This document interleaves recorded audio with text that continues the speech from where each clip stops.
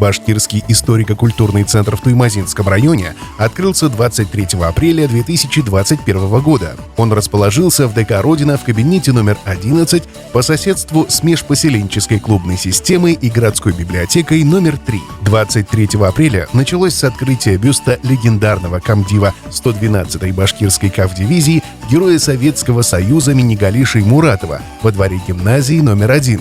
А также в этот день прошел съезд икских башкир. Среди деятельности культурного центра можно назвать мастер-классы по составлению родословных, которые проходят в клубах, школах в самом центре.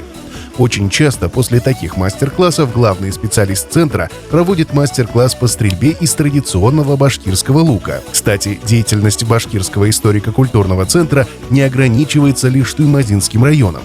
Поэтому многие мероприятия проходят в других районах, которые населяют северо-западные башкиры. Среди таких мероприятий можно назвать «Зов предков», который проходил также за пределами республики, а именно в Свердловской, Самарской, Челябинской, Оренбургской областях, в Пермском крае. Различные круглые столы краеведов в районах и столице. Кстати, на форуме краеведов в Уфе, который проходил 24 апреля 2021 года, Альберт Исмаил удостоился благодарности главы республики. Благодарности также получили краеведы Зульфия Краснова, Марат Гайнутдинов, Юрий Бирюзов. Активную краеведческую работу ведет Раян Талбутдинович Багаудинов, житель села Кандрыкуль, который создал музей «Дом рыбака» под названием «Казал Балакса» — «Красный рыбак». Он также вместе с другими старожилами села составили карту топонимов окрестностей озера Кандрыкуль, которое является главной достопримечательностью района. Раян Талбутдинович является автором идеи по установке памятной плиты башкирских родов, открытие которого прошло 15 октября, в день заключительного съезда башкирских родов в городе Туймазы, где он был награжден медалью Всемирного Курултая «Олда Нур Сэс Халкана». Параллельно со съездом в парке прошли соревнования по башкирскому многоборью «Байга», где приняло участие 8 команд, 2 из которых приехали из регионов.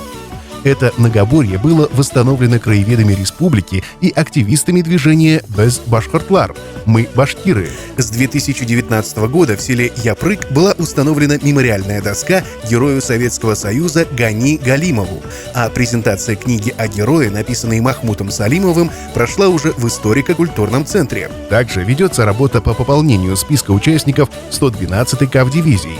Одной из главных задач съезда является развитие северо-западного диалекта башкирского языка, который также называют старобашкирским, так как носители данного диалекта говорят на очень близком к старобашкирскому языке. В мероприятиях культурного центра активно принимает участие творческий дуэт Хаят Исмаил, которые написали и спели песню «Без Башкортлар». Свои песни они исполняют в основном на северо-западном диалекте башкирского языка.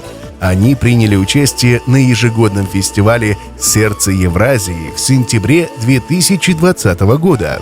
Деятельность Башкирского историко-культурного центра тесно связана с архивами, библиотеками, культурными учреждениями, образовательными учреждениями, научно-исследовательскими институтами и направлена на сохранение истории и культуры и патриотического воспитания молодежи.